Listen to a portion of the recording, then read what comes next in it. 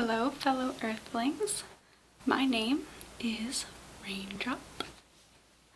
Drop, drop, drop.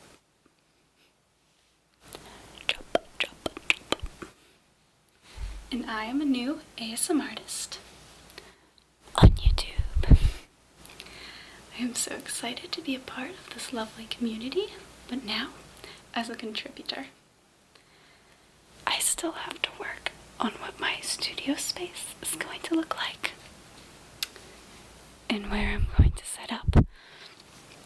Right now I'm filming against this giant white sheet. I'm going to work on the lighting and video for future videos, so don't fret. But I did purchase the stereo microphone that you're listening to right now, just for you. So I have some get to know me things that I'd like to address before I get going. The pronouns that I go by are she, her, and hers. I figured I'd let you know because you never know if what someone prefers to be called is what you might assume is so. I just thought it would be neat to let you know because, I don't know, I think communication is everything. I happen to be a cis female, meaning I was born female and identify as a woman. But I just figured I'd let you know, just in case. We did this sort of sharing of pronouns at my college orientation in the past month or so, and I thought it was a really great way to be open with new people and have a way to be truly yourself. So, I thought it would be cool to be doing with you.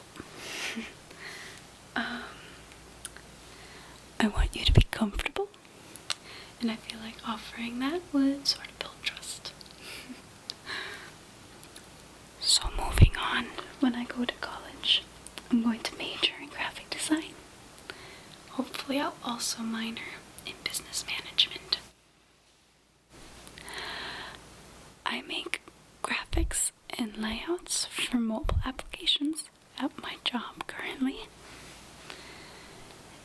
It's really fun and exciting, or at least I think so. Something about making user-friendly, convenient, and aesthetically pleasing designs really fills me with joy. Now, I thought I'd share some of my recent bookstore grabs and read a few excerpts from them, because I'm a huge nerd.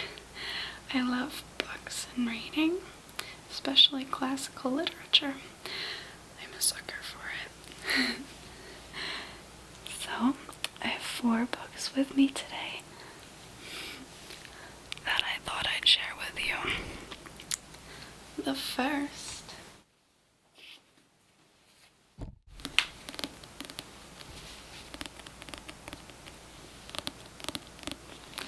is Catch-22 by Joseph Heller.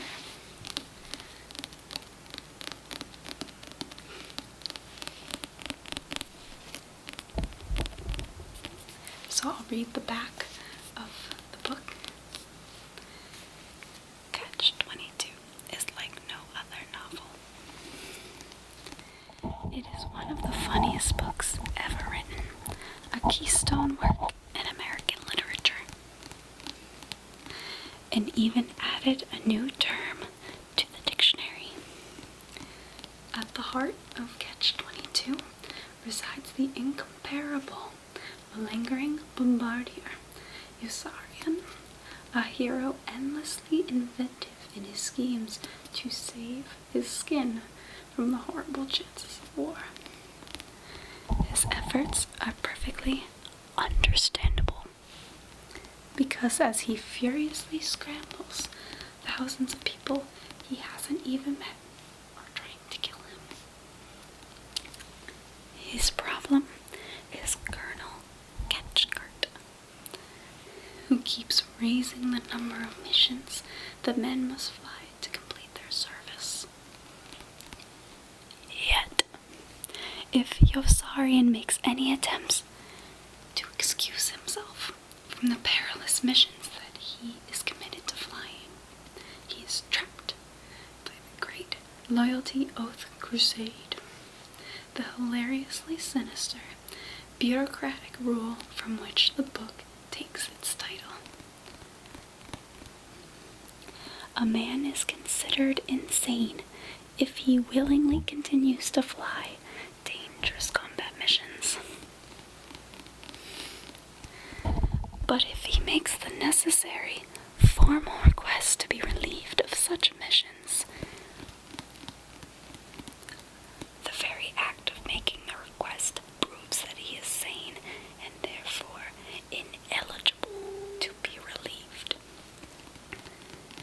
Catch-22 is a microcosm of the 20th century world, as it might look to someone dangerously sane. A masterpiece of our time. So that was the back of Catch-22.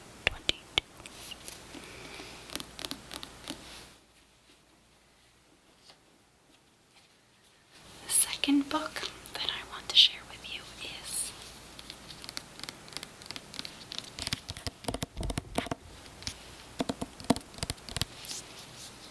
Crime and Punishment by Fyodor Dostoevsky.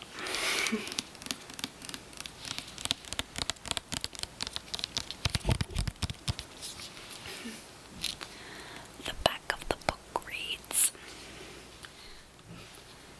Crime and Punishment is the story of a brutal double murder and its aftermath. An impoverished ex-student, Raskolnikov, kills an old pawnbroker and her sister, apparently for financial gain.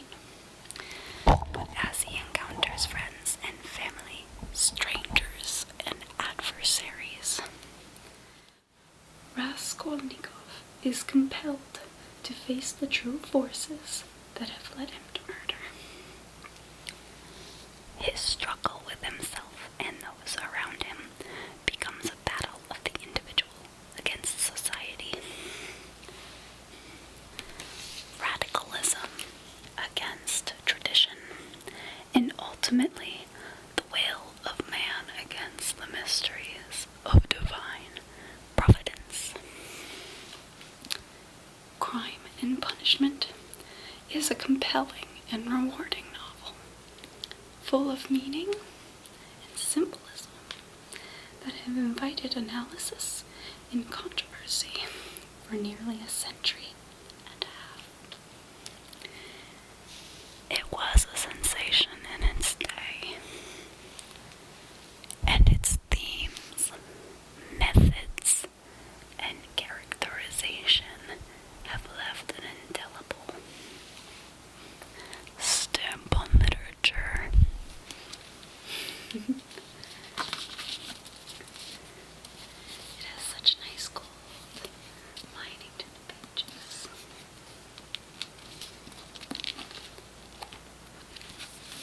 I like it.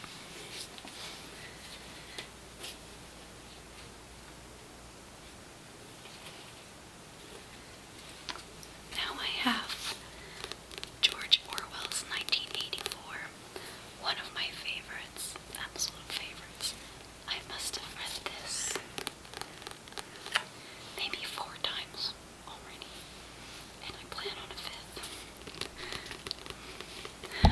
The back of the book reads, The year 1984 has come and gone, but George Orwell's prophetic, nightmarish vision of 1949, of the world we were becoming, is timelier than ever. 1984 is still the great modern classic of negative utopia.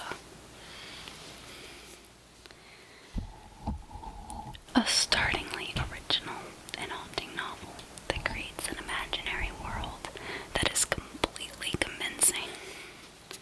From the first sentence to the last of our words, no one can deny the novel's hold on the imaginations of whole generations, or the power of its admonitions.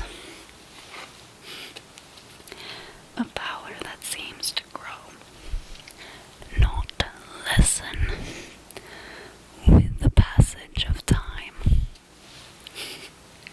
Very deep stuff, Georgia.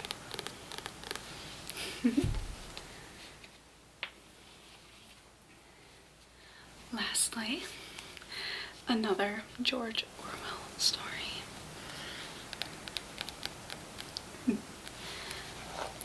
Animal Farm. I'll read the back. A farm is taken over by its overworked, mistreated animals. With flaming idealism and stirring slogans, they set out to create a paradise of progress, justice, and equality. Thus, the stage is set for one of the most telling satiric fables ever penned. A razor-edged fairy tale for grown-ups that records the evolution from revolution against tyranny to the totalitarianism just as terrible. When Animal Farm was first published, Stalinist Russia was seen as its target.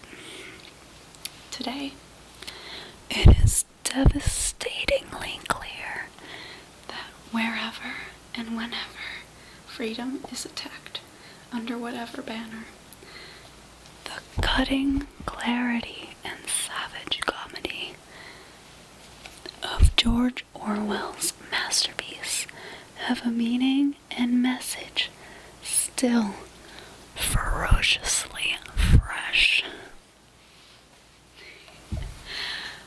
I have started to realize that all of the books that I've shown you are a little dark. A little dark. I guess that's just the sort of novel that I'm into. One that blatantly points out the problems in society in a satirical and humorous way.